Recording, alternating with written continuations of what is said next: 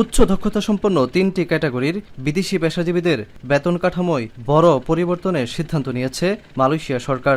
এসব ক্যাটাগরির কর্মীদের বেতন ১০০% বাড়ানো হচ্ছে। এর ফলে ভিসা নবায়নের কর বা ফি এর পরিমাণও বৃদ্ধি পাবে। এতে ব্যয় বাড়বে নিয়োগকর্তাদের। জুন থেকে শুরু হতে যাওয়া এই নীতির মূল উদ্দেশ্য বিদেশিদের নির্ভরতা কমানো এবং যোগ্য স্থানীয়দের কর্মসংস্থান সৃষ্টি করা। গত বছরের সেপ্টেম্বর পর্যন্ত হিসাব বলছে দেশটিতে বৈধ বাংলাদেশি কর্মীর সংখ্যা প্রায় ৮ লাখ।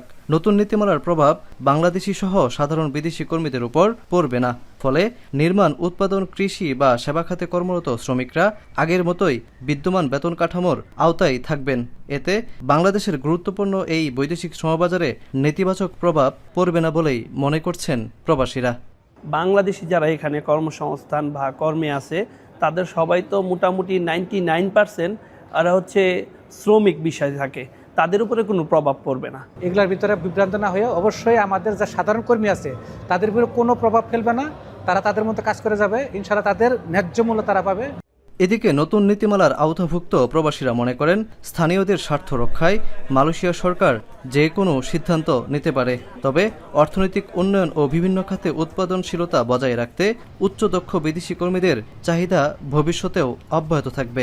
যারা প্রফেশনাল আছেন তাদেরকে হয়তো দেখা গেল নিয়োগকর্তা তাদেরকে নিয়োগে যে নিরুৎসাহিত হবেন এবং যাতে করে তাদের বেশি বেতন দিতে হবে, বরং এদিকে প্রফেশনাল লোকদেরকে কিছুটা অত প্রভাব ফেলতে পারে। এই জুনিয়র লেভেলে নিয়োগটা একদম বন্ধ হয়ে যাবে, কারণ 5 বা 6 হাজার রিঙ্গিত ভিসা স্যালারি অফার করলে নর্মালি ভিসা পাওয়া যাবে না।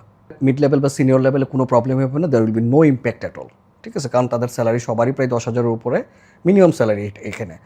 স্থানীয় বিশেষজ্ঞদের মতে নতুন এই নীতিমালা দেশের শ্রমবাজারে ভারসাম্য আনতে সহায়ক হবে, যদিও কিছু খাতে বিদেশি দক্ষ কর্মী নিয়োগ ব্যয়বহুল হয়ে উঠতে পারে। শাহরিয়ার তারেক, এখন মালয়েশিয়া।